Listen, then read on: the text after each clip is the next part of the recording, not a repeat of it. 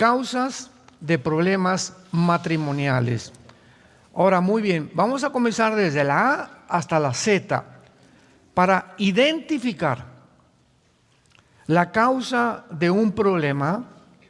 Tenemos primero que decidir si se trata de un error, de un pecado voluntario o de el fracaso de desobedecer la palabra de Dios. Al hacerlo, vamos también a tener que reconocer que si la Biblia llama a una práctica pecado, sería equivocado llamarlo de otra manera. Rápidamente, el alcoholismo no es una enfermedad, el homosexualismo no es una enfermedad, son pecados. Entonces no confundamos usando los términos que el mundo les ha aplicado o debilidad de carácter a lo que la Biblia llama pecado. Por ejemplo, llamar al pecado debilidad, enfermedad o falta de madurez, o usar otros términos psicológicos o sociológicos que deforman o disimulan su verdadera naturaleza, es completamente descarriarse uno mismo de la verdad de lo que la Biblia nos enseña. Las palabras, nos dicen los expertos en semántica, son signos o postes que nos pone Dios de lo que significan las cosas.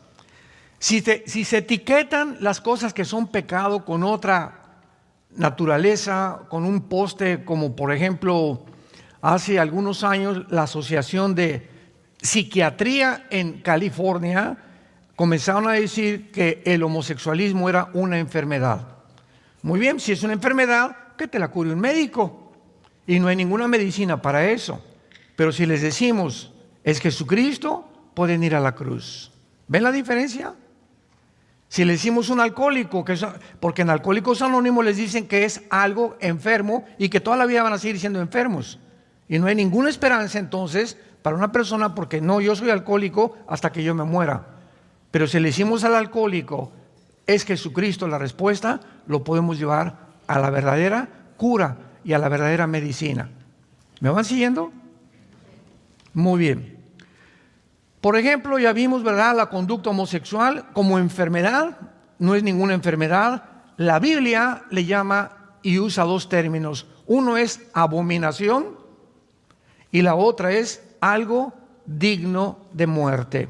Veamos estos términos usados en el libro de Levítico, capítulo 18, versículo 22, y a continuación lo explicaré. Dice Levítico 18, 22, no te echarás con varón como con mujer, es abominación. Esta palabra toeva en el hebreo significa detestable y algo que contamina. Por ejemplo, en la iglesia, la organización que tenemos nosotros, tenemos homosexuales, tenemos lesbianas y son bienvenidos porque la iglesia es un hospital. Muy bien, muchachito, ¿verdad? Qué bueno que vienes a identificarte, que eres gay o que eres homosexual o como le quieras poner de nombre. Sin embargo, te vamos a decir, ¿verdad?, que durante 6 meses te tienes que discipular y en los campamentos de jóvenes no te vamos a permitir ir. Mucho menos que seas maestro de la escuela dominical, porque son personas que tienen necesidad de una restauración y no se logra de la noche a la mañana. Decía, por ejemplo, David Wilkerson, uno de los más grandes hombres de Dios del siglo pasado, él fundó lo que se llama Reto a la Juventud, que lo formó con Nicky Cruz, cuando Nicky Cruz, jefe de las pandillas Mau Mau en Nueva York, fue este pastor David Wilkerson. Nicky Cruz se convirtió siendo el jefe de la pandilla más feroz de Nueva York y de los barrios más de Nueva York, y de ahí sacó un libro que se llama La Cruz y el Puñal. Y David Wilkerson considera el siguiente: de los 30 años para adelante, un homosexual tiene el doble de esfuerzo para rehabilitarse. Antes de los 30 hay una grandísima probabilidad de una rehabilitación más rápida. A los 40 es 3 veces más difícil y de los 50 para adelante es 5 veces más difícil rehabilitar a una persona que ha hecho un hábito, no de una enfermedad, sino de un pecado. Dice Levítico 20, versículo 13, Si alguno se ayuntare con varón como con mujer, es abominación. Ambos han de ser muertos, sobre ellos será su sangre. Recordemos algo, el contexto de los mandamientos de Dios, dados en muchas partes en el Antiguo Testamento, tenemos que recordar el grupo de personas a quien Dios se dirigió. Aquí tenemos un grupo de personas que está sacando Dios y lo está llevando por un desierto, y lo que tienen que cuidar este grupo de personas es cuidarse, purificarse lo más que puedan antes de entrar a la tierra prometida. No lo está diciendo a una grande nación.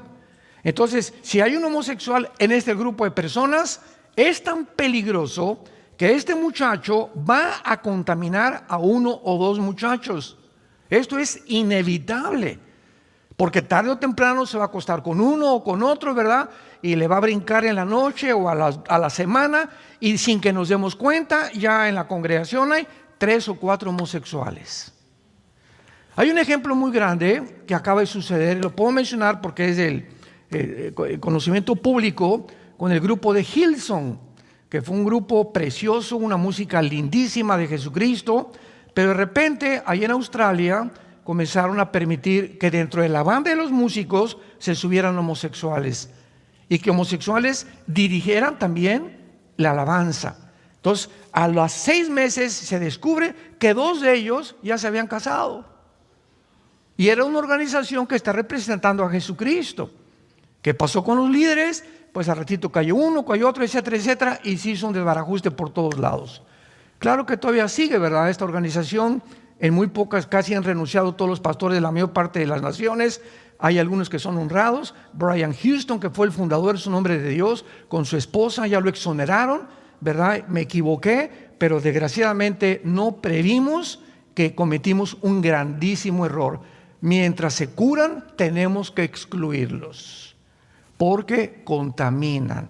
Una mujer lesbiana también, ¿verdad? Una mujer que es lesbiana, bien para acá las jovencitas, y sin que se den cuenta comienzan a tender una red, y al ratito caen también en el lesbianismo, porque contagia, es radiactividad. Entendamos que es por eso que la Biblia le llama pecado. Y cuando es pecado, no hay ninguna medicina más que la sangre de Jesucristo. Ningún sistema, ningún psiquiátrico, ninguna clínica, nadie puede sanar el pecado. Sino, ¿para qué Cristo muere en una cruz? Fue el desperdicio más grande que hizo Dios al permitir que su Hijo pagara. ¿Por qué? Por nuestros pecados. Porque no hay otra medicina más que la muerte de Cristo en esa cruz. Sin embargo, cuando le llamamos pecado a la homosexualidad o al alcoholismo, les podemos señalar la cruz, a Jesucristo. Por lo tanto, es muy importante dar a los problemas matrimoniales la etiqueta que la Biblia les da. Las otras etiquetas mienten respecto a los problemas, y de manera inevitable nos van a llenar o a llevar a soluciones falsas. Los que reemplazan la palabra pecado por etiquetas modernas, es posible que piensen que es bondadoso hacerlo. Ay, pues para que no se sienta tan mal, pero hacerlo es completamente lo opuesto. Veamos lo que el apóstol Pablo en 1 de Timoteo capítulo 6 le recomienda a su discípulo más cercano llamado Timoteo. Primera carta de Pablo a Timoteo, capítulo 6, versículo 3. Y dice así: si alguno enseña otra cosa y no se conforma a las sanas palabras de nuestro Señor Jesucristo y a la doctrina que es conforme a la piedad, está envanecido. Nada sabe y delira acerca de cuestiones y contiendas de palabras, de las cuales nacen envidias, pleitos, blasfemias, malas sospechas, disputas necias de hombres, corruptos de entendimiento y privados de la verdad, que toman la piedad como fuente de ganancia. Apártate de los tales. Si alguno quiere enseñar otra cosa o no se conforma a las palabras y a lo que Dios le llama pecado, es una persona o envanecida o corrompida que se ha puesto en un rango más alto que Dios. Y es cuando tenemos que tener cuidado, porque estamos rodeados, ¿verdad?, desde que entró la psicología clínica, ¿verdad? No, pues esa persona, y ahí me daba pena ir a muchas naciones y los pastores llevaban a las ovejas al psicólogo, al psiquiatra, en lugar de enfrentar el problema como la Biblia lo enfrenta. No, pues tiene un problema, les recomiendo que vayan al psicólogo o que vayan al psiquiatra. Y salen, ¿verdad?, pues con pastillas tranquilizantes, salen ya, ahora sí que como drogadictos, y jamás puede ningún ser humano curar el pecado de nadie. Solamente, repito y enfatizo, la sangre de Jesucristo. El llamar al alcoholismo una enfermedad es quitarle toda la esperanza a una persona alcohólica, porque no hay píldoras que curen esa enfermedad. Pero si se le llama pecado, tal como la Biblia lo dice, entonces hay una verdadera esperanza para este tipo de personas, porque Cristo vino a eso. Vino a librarnos del pecado y del poder del pecado. Veamos, por ejemplo, en la primera carta a los Corintios, capítulo 6, lo que Pablo le escribe a esta iglesia que ayer vimos, que era una iglesia degradada moralmente, una iglesia que había de todos los pecados posibles, herencia de los griegos, etcétera, etcétera, porque los griegos adoraban el cuerpo. Los griegos fomentaron el homosexualismo como ninguna otra civilización en la historia, y que los romanos la heredaron. Casi todos los césares romanos eran homosexuales, eran pansexuales, bueno, eran lo peor, ¿verdad? Y dice en 1 Corintios 6, versículo 9, vean qué palabras más preciosas y de advertencia también. ¿No sabéis que los injustos no heredarán el reino de Dios? No erréis, ni los fornicarios. O sea, el fornicario en la Biblia es la persona que usa el sexo fuera del matrimonio. O sea, una pareja de jóvenes que tienen relaciones sexuales están fornicando. Una persona homosexual es un fornicario, una lesbiana es fornicario, una persona que tiene relaciones con un niño es un perverso. Ya todavía desciende un grado 5 veces más bajo que cualquier nivel de degradación moral, porque es la peor perversidad que puede existir, meterse sexualmente con un niño. ¿No saben ustedes? O sea, si no lo saben, van a saberlo. Ni los fornicarios, ni los idólatras, ni los adúlteros, ni los afeminados, ni los que se echan con varones, ni los ladrones, ni los avaros, ni los borrachos, ni los maldicientes, ni los estafadores heredarán el reino de Dios. Escuchen el versículo 11. Y esto eran algunos. Las iglesias son puros ex. Aquí somos puros ex. Aquí nadie era San Pablo, ni San Gelatao, ni Santa Rita de Casia. Todos nosotros en las iglesias somos personas que venimos lastimadas, heridas de un pasado que todos tenemos que cargar con él, hasta que llegamos a la cruz. ¿Qué es la iglesia? Es el hospital donde todas estas cosas, tu borrachera, tu fornicación, tu adulterio, comienza el Espíritu Santo en la medida que tú le permites a sanarte. Eso es lo que es la iglesia. Entonces no solamente venir aquí, pararte y oír y de lunes a viernes portarte igual. Tú tienes que tomar ya el hábito de leer diario la Biblia, tener tus devocionales, consagrarte a Dios, adorar a Dios, y cada vez que pecas, venir a la cruz, Señor, la regué, volví a derramar la leche otra vez anoche, y le volví a gritar a mi esposa, y vi a esa mujer, ya tengo una mujer aquí en mi mente hace 3 días, Padre, te pido que la sangre de Cristo, renuncio a seguir pensando en esa mujer, renuncio a seguir pensando en ese hombre. Cuando Dios ve esta decisión deliberada, voluntaria en nosotros, nos ayuda. ¿Por qué? Porque estás siendo una persona honesta delante de Dios. El que esconde sus pecados no prosperará. Discierne inmediatamente cuando hay algo que te está molestando en tu vida, ven corriendo a la cruz antes de que comience a hacerse un hábito y el hábito acabe formando tu carácter. Y mientras más tardas en deshacerte de esa maldición, porque son maldiciones que van a impedir que prosperemos, más difícil será quitarlo de tu vida.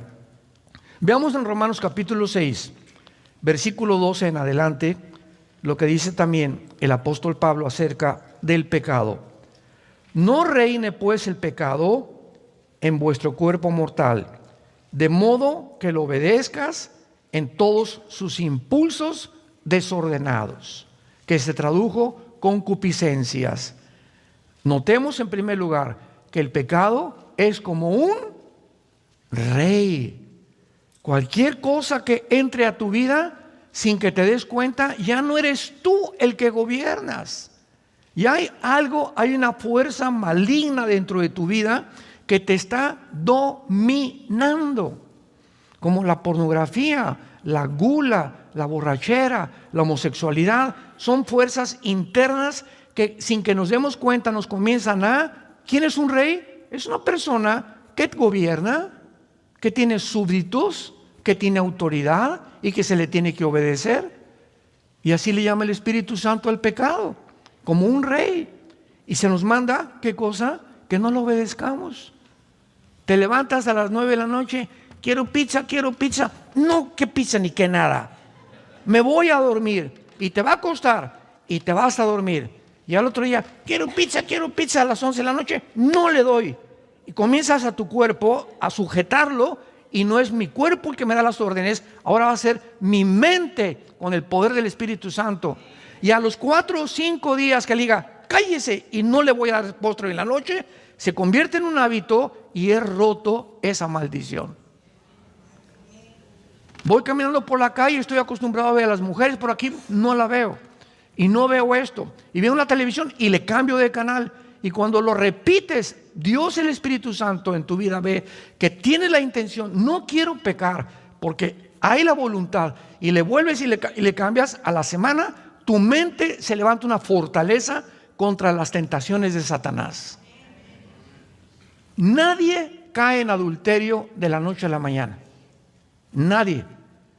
Ya tienes 1 mes, 2 meses mirando a una mujer o a un hombre, todo comienza a crecer, y cuando te das cuenta hay un monstruo dentro de ti.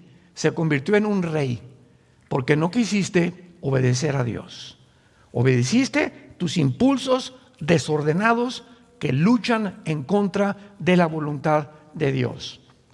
Dice el versículo 13, ni tampoco presenten vuestros miembros, o sea, mis órganos sexuales, mis brazos, mis piernas, mi cabeza, eso es lo que son miembros. No presentes tus miembros al pecado como instrumentos de iniquidad. ¿Qué usa el pecado?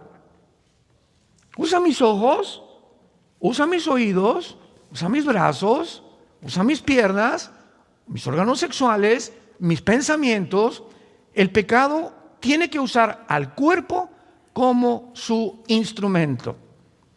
Nuestro cuerpo es el instrumento a través del cual pecamos. Pecamos con los ojos, oyendo conversaciones feas, viendo cosas feas, vulgares, inmorales, etcétera, etcétera. Caminando en lugares donde no debo entrar. No debo entrar a una discoteca, no debo entrar a una casa de prostitución. No voy a entrar cuando mis amigos están burlándose de Dios, etcétera, etcétera. Mis brazos, ¿verdad? No voy a tocar a una mujer. Nosotros en Vida Nueva para el Mundo tenemos una ley en los pastores. Nosotros no le damos consejería a ninguna muchacha joven.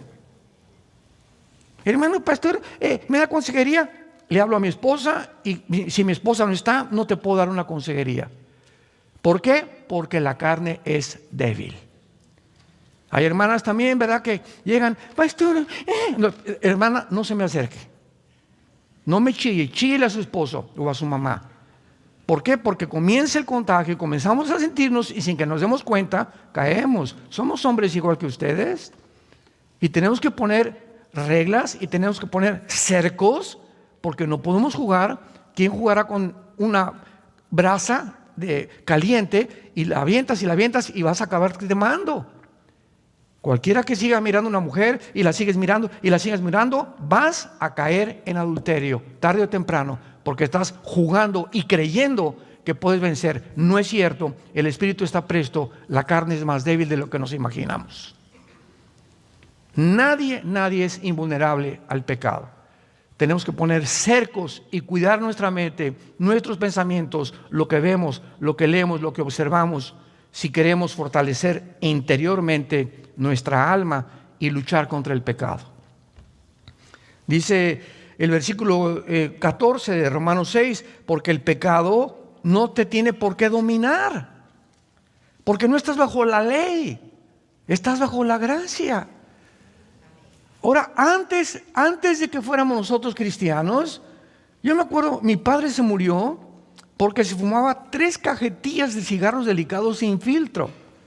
Pobrecito, se murió en 1970, en aquel tiempo no había la información que tenemos de la fumar. Se desayunaba una taza de café así, con 3 bolillos. Y el pan blanco te sube completamente todo aquello que va y favorece la diabetes. Entonces el pan blanco, elimínalo completamente de tu dieta. Trate de buscar pan integral, no tomar refrescos, nada de lat, etcétera, etcétera. Mi padre se muere a los 52 años con 4 ataques al corazón de arteriosclerosis.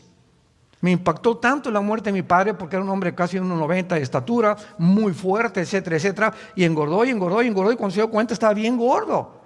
Y le encantaban las quesadillas y las grasas y no había tanta información. Y lo tronó, ¿verdad? Se le llenó la sangre de colesterol y se muere de arteriosclerosis. Y ahora tenemos muchísima información porque Dios quiere que la generación que lleguemos al final lleguemos saludables, lleguemos con energía. Dios nos quiere amar, Dios quiere que le sirvamos, Dios quiere que podamos realmente presentar fuerzas. No podemos presentar fuerza al pecado sin energía. Y si tenemos debilidades en nuestra carne, es más difícil obedecer a Dios. Tenemos que disciplinar nuestro cuerpo y ponerlo en servidumbre. Veamos en 1 Corintios capítulo 9. Pablo, usando el ejemplo de los atletas de Grecia, porque él vivió en esa época, usando esta analogía, dice 1 Corintios 9, 25 al 27. Todo aquel que lucha, de todo, ¿qué cosa? ¿Recuerdan ustedes el último campeonato de fútbol en Sudáfrica? Brasil, todo en aquel tiempo jugaba Ronaldinho. De acuerdo a mi consideración, Ronaldinho ha sido el jugador de soccer más impresionante de toda la historia, más que Messi, más que Ronaldo, más que Beckham, más que todos. Era un mago, era un muchacho impresionante. Fue el maestro de Messi precisamente Ronaldinho. Y Messi lo sigue queriendo muchísimo todavía a Ronaldinho. Bueno, en el campeonato de Sudáfrica, el entrenador de Brasil fue un entrenador, como deben ser los entrenadores, enérgicos. Y les tienen prohibido, por lo menos una semana antes, no tomar, no irse a una fiesta, acostarse a las 9, 10 de la noche, etcétera, etcétera. Ronaldinho, pues, como todos los grandes astros de cualquier cosa, se le subió a la cabeza y se fue a una casa de un prostíbulo, Ronaldinho, a acostarse con 2 o 3 mujeres. Regresó como a las 5 de la mañana, quiero entrenar, y le dijo al entrenador, no juegas en el campeonato. ¿Qué no sabe qué hizo Ronaldinho? Serás hijo de el que tú me digas, no juegas en el campeonato. Y Ronaldinho desde ahí comenzó a bajar, se levantó un poco, vino a México a jugar, etcétera, etcétera, pero ya nunca en su vida volvió a ser el mismo. ¿Por qué? Todo atleta, todo el que lucha, se abstiene de todo. Tú no puedes ser boxeador y al otro día pelear contra no sé quién y cenar pizza o medio kilo de helado. Ni tampoco tener relaciones con tu esposa para que la energía la guardes en tu pelea de box. Uno que es atleta, uno que entra en este campo, de todo se abstiene. Y el entrenador, si ve que algún jugador, algún boxeador, algún deportista, beisbolista, lo que sea, no se acepta las reglas, lo eliminan del partido. Porque tiene que haber disciplina en sus cuerpos. Y dice Pablo, unos para recibir una corona corruptible, pero otros una incorruptible. Y todos los atletas que llegaban por aquí, ¿qué es lo que les dan de premio? Una coronita de hojas que le ponían aquí, en un estrado que se llamaba el bema, o el tribunal de los jueces, y ese era el premio. Todo lo que hicieron, los esfuerzos, los sacrificios, la dieta que tuvieron, para que les pusieran una cochina corona de hojas que a la semana se les echaba a perder. Y nosotros no estamos buscando una corona de esas, sino una incorruptible. No tenemos idea de los premios que Dios tiene guardados cuando nosotros le obedecemos. Y miren lo que dice a continuación. Así que, dice Pablo, yo de esta manera corro, no como a la aventura. De esta manera peleo, no como quien golpea al aire, sino que golpeo mi cuerpo y lo pongo en servidumbre. Ahora vas a ser mi esclavo. Me engañaste, ¿verdad? Y que fumar, y que emborracharme, y que por acá, y que ver, pues ahora no. Mi mente la voy a fortalecer y mi cuerpo va a ser mi esclavo. Antes de ser cristiano era al revés. Mi cuerpo me daba órdenes y obedecía lo que mi cuerpo me pedía. Le dábamos gusto a los placeres del cuerpo, porque éramos esclavos del pecado. Ya no somos esclavos del pecado. Dios infunde un poder que se llama el Espíritu Santo entre nosotros, para que el Espíritu comencemos a desarrollarlo entre nosotros a través de la palabra y de la comunión con Él. Y mientras más estamos en el Señor, más fuerte y más fuerte nos quiere volver el Señor, hasta volvernos guerreros, gigantes, donde ya mi cuerpo es una fortaleza y ya es más difícil que caiga en la tentación que en cualquiera que sigue obedeciendo los deseos y los placeres de su cuerpo. Estamos en una guerra, cristianos. Esto no es un chiste. Y la batalla y lo que está de por medio es tu alma y la vida de tu familia y de tus hijos. Golpeo mi cuerpo y lo pongo en servidumbre. Y miren lo que dice Pablo. No sea que Pablo, el más grande misionero y cristiano después de Cristo en la historia de la cristiandad, dice Pablo, no sea que yo, habiendo sido grande predicador, heraldo, yo venga a ser eliminado. No significa que va a perder la salvación, porque la salvación no se pierde.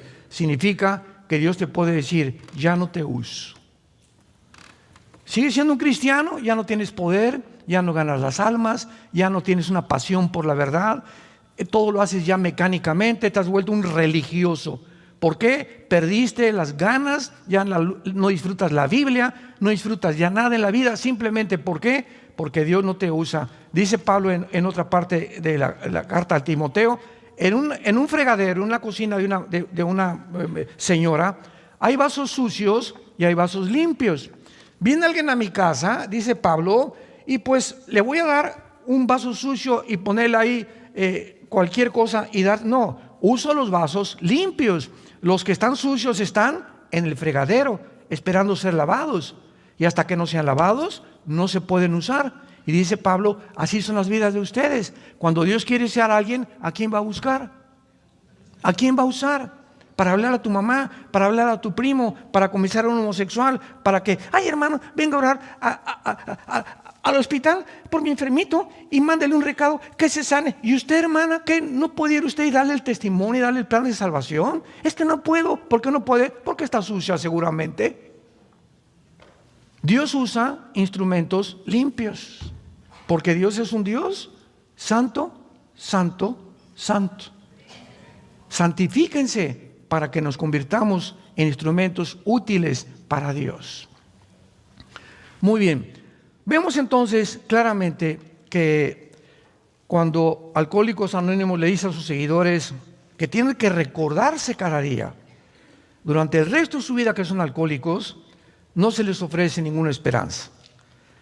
Pablo, en el pasaje que leímos, les asegura a los homosexuales, a los borrachos, que esto algunos eran antes, pero que ya no lo son.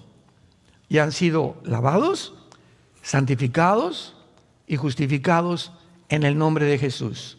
Es posible, les dice Pablo, dejar de ser homosexual, dejar de ser borracho, dejar de ser borracho, parrandero y jugador, y pasar a ser una persona diferente. 2 Corintios 5:17, el que está en Cristo, nueva criatura es. Solo en Cristo hay la posibilidad de convertirnos completamente en nuevas personas. Ahora bien, en el origen del matrimonio ya hemos visto que el matrimonio es de origen divino. Ningún juez, ningún politólogo, ningún psiquiatra, ningún antropólogo, paleontólogo, arqueólogo, nadie puede atreverse dentro de la humanidad, en los aproximadamente 6,000 años de historia que tenemos, de poder decir qué es el matrimonio. El matrimonio es de origen divino, porque fue formado como la primera institución. El propósito del matrimonio es muchas veces para combatir la soledad. Lo vamos a ver aquí en unos momentos. Uno de los más grandes enemigos del el ser humano, yo lo consideraría el más grande enemigo, es el ego. El egocentrismo. Veamos a los niños. ¡Tom! Es mío. Y les das los 3 juguetes y el mío. No lo quiero ahorita. Y comenzamos a ver ya un impulso en los bebés, aunque son inocentes del pecado, que nacemos como la maldad, como dice el Salmo 51, en maldad fuimos concebidos. Y nunca le enseñamos a los niños a portarse mal, les enseñamos a portarse bien, porque la maldad ya la traemos desde que nacimos. El pecado entró como una herencia desde Adán a todos nosotros. Por eso el pecado tiene que ser borrado con la sangre de Cristo y no con nuestras buenas obras. Tú puedes ser una buena persona y construir asilos y orfanatorios y regalar dulces a los pobres. Sin embargo, si mueres en pecado, te condenas, porque no puedes llegar al cielo y decirle: Pedro, gracias por dejarme entrar, mira los asilos que hice y las iglesias, el dinero que di, etcétera, etcétera. Y Pedro te va a decir: ¿sabes qué? Te da una patada, te vas allá abajo al infierno. ¿Por qué? Porque la salvación no es por obras, es por la sangre derramada en la cruz. Si fuera por las obras, Dios nos hubiera dicho: miren, mis chiquitines, cada quien siga su religión, cada quien pórtese bien y nos vemos allá arriba. Pero Getsemaní nos habla que esto no fue así. Jesús cae de rodillas y se va a enfrentar en horas, a las 9 de la mañana que lo colgaron hasta las 3 de la tarde, en que en esas 3 horas se iba a separar de su Padre. Y Jesús clama y grita: Padre, no hay manera de que pueda evitar atravesar lo que voy a atravesar, beber esta copa. 3 veces le dijo Cristo al Padre: no hay otra manera. No habrá manera que venga el arcángel Miguel y él pague por los pecados, o que algún papa los perdone, o que le recen a algún santo, o que siga una buena religión. Y el Padre cerró completamente y le contestó: sin derramamiento de sangre no hay perdón de pecados. Solamente en la cruz tenía que morir un Dios y un hombre, porque ningún hombre puede perdonar pecados a nadie. Solo Dios perdona pecados. El que estaba en la cruz tenía que ser Dios, pero tenía que ser un hombre para identificarse con nosotros por el pecado hereditario de los primeros padres de Adán. No hay manera, otra manera más que la cruz, de acuerdo a Dios. Si tú quieres inventar tu manera de llegar a Dios, esa es tu manera. Y eso es la soberbia, que somos nosotros los que dictamos cómo llegar a Dios. No, la Biblia nos dice que Él pone y Él ha establecido los términos para llegar al cielo. ¿Los aceptas o te va a rechazar como Caín? ¿Se acuerdan de Caín? Génesis 4, se acercó a Dios ¿con qué? Te traigo mi pichoncito y te traigo mi becerrito y te traigo lo mejor de mi huerto. Y Dios le dijo: no lo recibo. ¿Por qué? Porque tu hermano me trajo la sangre de una oveja. Desde el principio se establece que tiene que haber un sustituto para pagar tus pecados. Las obras no sirven. Las obras vienen después de que hemos recibido a Cristo, pero no para recibir a Cristo. Vienen como resultado de tu salvación y no como el medio para que tú te salves. A la cruz, la cruz es esto, yo tengo que llegar a la cruz. Señor, gracias porque, mira, no soy tan malo, ¿verdad? Y no he sido adúltero, como las prostitutas, ni borracho, ni parrandero, ni jugador. Yo no puedo venir a la cruz y ofrecerle nada a Dios más que en esta mañana: Señor, ten misericordia de mi pecador. No tengo, Señor, nada que ofrecerte. Soy un miserable pecador. Ni nada de lo que he hecho te va a satisfacer. Creo que tú en la cruz pagaste por mis pecados. Y ahí es cuando Dios entra a tu vida, porque has reconocido que es por creer en el sacrificio y no por lo que hayamos hecho. ¿Cuál es la diferencia entre el cristianismo y todas las religiones? Todas las religiones, sin ninguna excepción, enseñan que tienes que hacer algo para entrar al cielo. Que viernes primero en el catolicismo, ¿verdad? Ahora sale un santo, el no comer carne en la cuaresma, etcétera, etcétera. Que el Papa, hay una puerta en el Vaticano que dice que el que atraviesa la puerta tiene la salvación. Virgen del Socorro. Haz, pórtate bien, por aquí, por allá, haz estas cosas, haz. Y el cristianismo dice, ya Dios lo hizo en la cruz. No tenemos que ofrecerle nada a Dios, Él lo hizo en nuestro lugar, solamente tenemos que recibirlo. Y cuando lo recibimos, vivimos toda la vida humillados, porque sabemos que lo que somos, lo somos por su gracia, no por mérito. No hay nada de qué jactarnos caminando con Jesús. Entonces, esto es muy importante porque cuando nos casamos, es posible que alguien haya malentendido cuando hicimos los famosos votos en el matrimonio. Cuando una pareja, vamos a abordar el tema del egocentrismo, porque si el ego es el principal problema del matrimonio, Cristo vino precisamente a eso, a librarnos del ego. Y es en el matrimonio el gimnasio de Dios.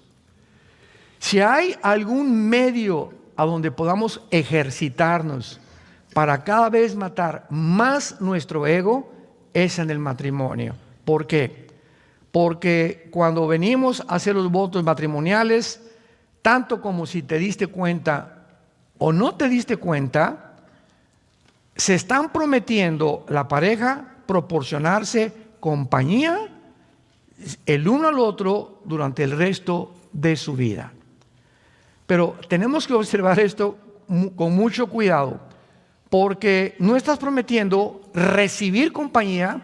De aquí en adelante, te prometo, me tienes que prometer que me vas a dar tu compañía. No. En los votos matrimoniales es, te prometo que por lo que me queda de vida, te voy a dar compañía. Es dar y no recibir. Si tú te casas y dices, es que Elizabeth Taylor, 9 matrimonios, la Chulis, la artista de cine, es que no he encontrado en ningún hombre lo que yo he estado buscando, el ego del tamaño de la Torre de Babel. Es que mi esposa no me da lo que yo quiero. Espérame tantito, es que no has entendido el matrimonio. Si tú sigues buscando de tu pareja que te dé, pues vives completamente en el trono del ego. Pero si te olvidas, y no importa si te da o no te da tu pareja, tú le correspondes y le sigues dando, como lo vimos ayer con las mujeres que están casadas con hombres que no son cristianos, en ese momento tu ego, sin que te des cuenta, tú te estás bendiciendo y estás siendo sanada. Estás siendo sanado. Y llega un momento en que ya es tan grande tu pasión, ¿verdad?, por la persona, y si él se comete adulterio, pues que se vaya el gavilán, si te deja, que te deja, pero tú sigues siendo feliz, porque en el matrimonio te libraste y comenzaste a sanar tu ego, y estás lista. Si quieres casarte con otro, con otra, estás perfectamente preparado para segundo o terceras nupcias, si es la voluntad de Dios, porque si no, el segundo matrimonio es peor, el tercer es peor, el cuarto vas a acabar en el psiquiátrico. El matrimonio no es un acto de amor en el cual una persona promete cubrir la necesidad del otro para toda la vida. Estoy prometiéndole a mi esposa que voy a cubrir sus necesidades sin condiciones ni estipulaciones. Esto quiere decir que cuando un marido le dice, se queja a su esposa diciéndole, no consigo lo que quiero en el matrimonio, sus palabras carecen de todo sentido común. Es mero egocentrismo. Se le tiene que contestar, usted, señora, usted, señor, no entró en el matrimonio a fin de conseguir algo para usted. El matrimonio y los votos que hizo fue para darle algo a su cónyuge. Es el secreto de la vida cristiana. De tal manera Dios amó que... Y eso que hizo Jesús en la cruz, darse. en la peor crisis emocional, espiritual de la tortura de los clavos y la corona de espinas, se abandonó a sí mismo, porque cuando sufrimos nos victimizamos y nadie se acuerda de mí y nadie me viene a saludar y estuve en el hospital y no me visitaron, etcétera, etcétera, y nos concentramos en nosotros mismos. Es la reacción psicológica de un ser humano normal. Por eso los más grandes psiquiatras en Brasil, hay uno, se me olvidó el nombre, que examinó la vida psicológica de Cristo. Él no pudo ser un ser humano como nosotros igual, porque en la cruz nunca pensó en él. Y Juan, ahí está tu madre, madre, ahí está tu hijo. En los últimos momentos estaba pensando en los demás. Y no, ya me estoy muriendo, me las pagarás. No somos así, así somos. Al contrario, cada uno hace votos de dar todo lo que puede. Ese es el matrimonio, es el secreto. Y ya si te responde el hombre o no te responde, es problema de Dios y de ellos. Pero si ve Dios que tú eres una persona que estás entregando, está construyendo un guerrerazo Dios, una guerreraza Dios. Porque mientras más te das a los demás o en tu matrimonio, más bendiciones te da Dios durante toda tu vida. Por lo tanto, ¿verdad? La única cuestión es preguntarse, ¿estoy cumpliendo mis votos? ¿Para qué me casé? ¿Para recibir? Y si no, muchas personas dicen, bueno, pues estoy dispuesto a dar con tal de que reciba algo a cambio. Hágame el favor, Jesús, María y el burrito que los acompaña. Pues yo daré lo que sea si recibo algo a cambio. Es una persona centrada en su ego. Veamos en Filipenses capítulo 2 el consejo que recibimos de la Biblia.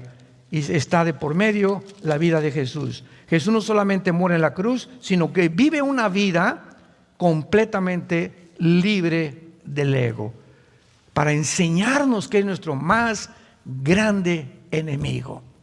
Dice Filipenses 2, versículo 3: nada hagan por contienda o por vanagloria, antes bien con humildad estímense unos a otros, cada uno a los demás, como superiores a sí mismo, no mirando cada uno por lo suyo, sino también cada cual por los de los otros. Hay en ustedes este sentir que hubo en Cristo Jesús, el cual, siendo en forma de Dios, no estimó el igual ser a Dios como cosa que aferrarse. Ahí está Jesús, el creador de los planetas, los sistemas, las galaxias, las hormigas, los seres humanos, los arcángeles. Y el Padre le dice al Hijo: Hijo, baja a ese planeta insignificante, casi de los más chiquitos que hay en el sistema solar, y vas a hacer esto y esto y esto. Y vas a nacer en un pesebre. El Dios creador del universo, con un papá que va a ser carpintero. Y vas a crecer entre pobres, menesterosos, y vas a hacer el bien, vas a sanar, etcétera, etcétera. No vas a tener nunca un cuarto ni un cojín donde acostarte. Vas a andar en el desierto, en los montes, con un grupo de hombres que te van a seguir, y les vas a enseñar todos los secretos que hay en el cielo, para que en la tierra puedan entender cuál es su propósito, por lo cual yo los creé.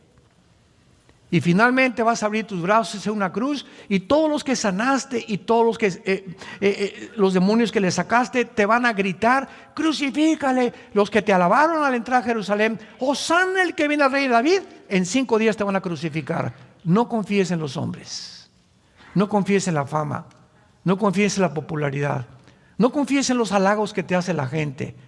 No cedas ni se envanezca tu ego, porque no sabes quién soy yo. En los estacionamientos que tenemos en nuestras iglesias llegan los hermanos y tenemos un grupo de personas, estaciónense por ahí. ¿Qué, usted no sabe quién soy yo? No, pero yo sí sé quién soy. Yo soy hijo de Dios. Y si usted quiere obedecer a Dios, no me importa si sea diputado, que sea otra cosa, porque ese es el ego. Siempre, ¿qué no sabes quién soy yo? ¿Qué no me tienen que tratar? Pónganme la alfombra. Todas esas personas son las más miserables de la vida. Hace algún tiempo di un ejemplo de la Madre Teresa. Todos ustedes saben la Madre Teresa de Calcuta, que tenía muchas cosas para curar a enfermos de lepra, etcétera, etcétera. Y llegó a Nueva York la Madre Teresa. Y le preguntaron los reporteros: oiga, Madre Teresa, pues aquí en Nueva York hay millonarios que le pueden dar a usted un lugar con aire acondicionado, un leprosario, no tiene por qué regresar allá a la India, etcétera, etcétera. Aquí tenemos un carro, le ponemos una limusina a sus órdenes, porque ella era una figura pública. Y entonces ella contestó: no, pero ¿por qué nos niega usted eso? Y contesta la Madre Teresa: porque he aprendido que mi felicidad está en vivir para los demás, no en recibir yo atenciones, ni tampoco vivir en un medio ambiente cómodo, con cama king size, etcétera, etcétera. Yo he sido llamada y he encontrado que mi felicidad radica en dar mi vida por estos leprosos. Me regreso a Calcuta. Y le dijo adiós al dinero, a la fama, a todas esas cosas. La Biblia dice: recibirá un gran premio cuando entre al cielo, siendo católica. Hay católicos que se van a ir al cielo porque han vivido lejos del egocentrismo, que es el pecado más grande que podamos tener. Ahora, en penúltimo lugar, vemos nosotros que Jesucristo nos dice en la Biblia: de tal manera amó Dios al mundo que dio. Nos amó y se entregó. Amad a vuestros enemigos. Si tu enemigo tiene hambre, dale de comer, dale de beber. Todas estas acciones rompen el ego sin que nos demos cuenta. Oye, pero ¿cómo? Si me la haces, me la pagas. Esa es la reacción normal de una persona que todavía tiene su ego del tamaño de la Torre de Babel. Pero cuando ya las ofensas de la gente, o tu esposo o tu esposa, ya no permites que entren, ni te quiten la paz, ni te lastimen el alma, has desarrollado dentro de ti una armadura invisible que te va a hacer y dar la fortaleza para enfrentar la vida y soportar otras pruebas que van a venir con más fortaleza, porque has fortalecido, tienes una armadura espiritual, que es lo que Dios quiere desarrollar en nuestras vidas como cristianos. Es finalmente ese propósito lo que Dios quiere hacernos, prepararnos para la vida. Se vienen problemas con nuestros hijos, y no acabamos con los hijos, seguimos con los nietos. Dicen que los nietos es el postre de los abuelos. Pero los problemas no van a acabar. No hay un matrimonio que no tenga problemas. No hay un matrimonio que no siga luchando. Aquí hay unos que tienen 50 años de casados. ¿Quiénes son los de 50 años de casados? Levanten la mano. Ahí están, 50 años de casados. Hay como 2 parejas. Un aplauso por el amor de Dios.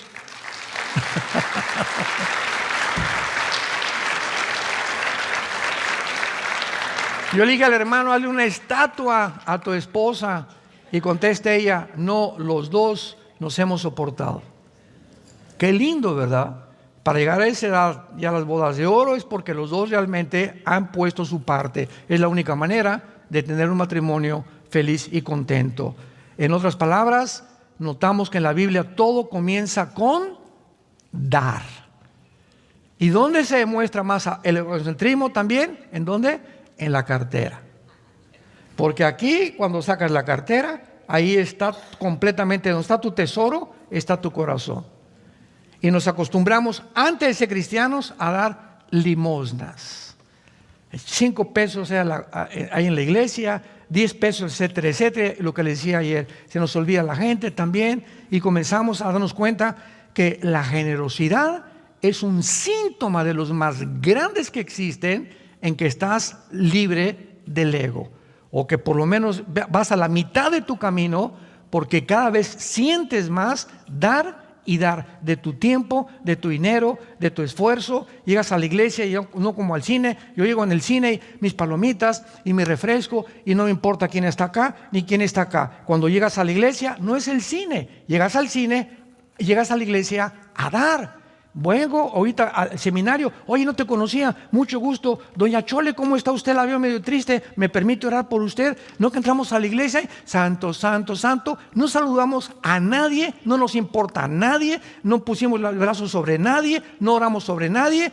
¿Por qué? Porque nuestro ego nos sigue controlando.